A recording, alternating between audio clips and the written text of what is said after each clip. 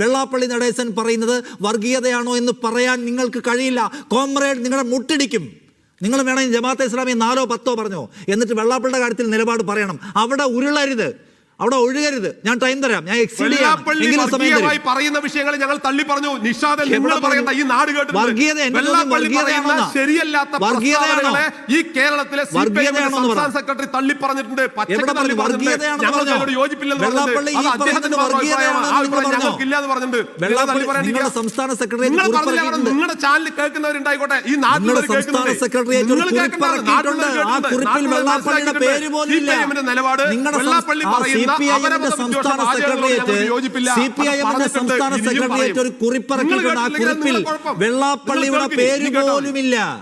വെള്ളാപ്പള്ളിയുടെ പേര് പോലുമില്ല ആ കുറിപ്പിൽ.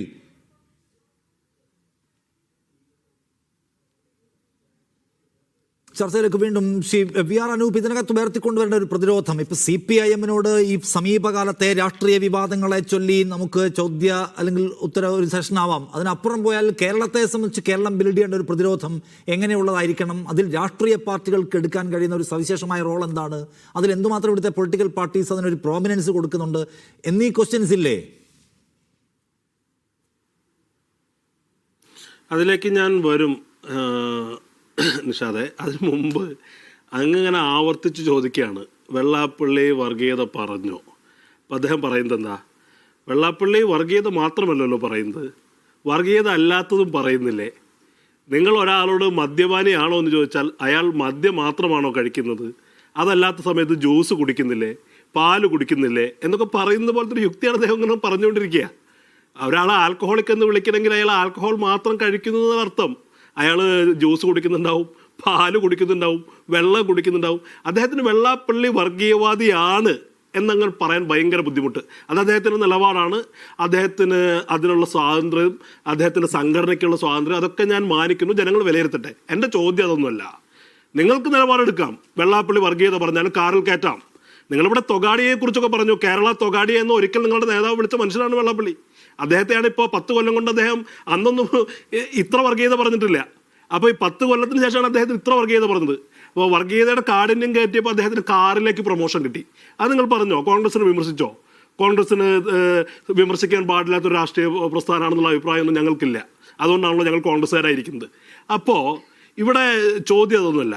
നിങ്ങളെന്താ പറയുന്നത്? വെള്ളാപ്പള്ളിയുടെ കാര്യത്തിൽ നിങ്ങൾക്ക് നിലപാടുണ്ട്.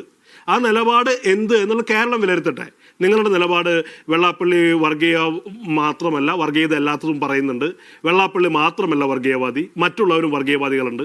വർഗീയത അല്ലാത്തതും പറയുന്ന വെള്ളാപ്പള്ളിയുണ്ട്. നിങ്ങളുടെ ഭാഷയിൽ ഞങ്ങൾക്ക് വിമർശിക്കാൻ പറ്റില്ല. ഈ ചർച്ച തന്നെ ശ്രദ്ധിച്ച് കേൾക്കുന്ന ആളുകൾക്ക് വെള്ളാപ്പള്ളി വർഗീയവാദിയാണെന്ന് ഒറ്റ വാചകത്തിൽ പറയാൻ താങ്കൾക്കുള്ള വൈമുഖ്യം മനസ്സിലാക്കും. അത് നിങ്ങളുടെ നിലപാട്, നിങ്ങളുടെ സ്വാതന്ത്ര്യം വിലയിരുത്തട്ടെ. എൻ്റെ ചോദ്യം അതല്ല സുഹൃത്തെ. 60 പ്രസ്താവന നടത്തിയിട്ട് നിങ്ങളുടെ ഔദാര്യമൊന്നും വേണ്ട, നിങ്ങളുടെ നിലപാട് വേണ്ട, നിങ്ങളുടെ ഐക്യദാർഢ്യം വേണ്ട. ആഭ്യന്തര വകുപ്പ് എത്ര കേസിൽ FIR ഇട്ടു?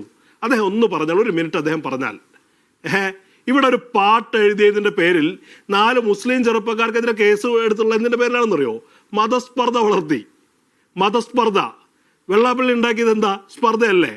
അതൊന്ന് പറഞ്ഞാൽ മതി അദ്ദേഹം. ഒരു മിനിറ്റ് അദ്ദേഹത്തിന് ഞാൻ എൻ്റെ സമയം അനുവദിക്കാൻ തയ്യാറാണ്. എത്ര കേസെടുത്തു? അതൊക്കെ പോട്ടെ, അദ്ദേഹം പറയുന്നില്ലെങ്കിൽ വേണ്ട, ഞാൻ വീണ്ടും പറയാം. വെള്ളാപ്പള്ളിക്കെതിരെ പ്രസ്താവന നടത്തിയ ഒരു CPI ലോക്കൽ സെക്രട്ടറിക്കെതിരെ ചേർത്തലയിൽ കേസെടുത്തിട്ടുണ്ട്.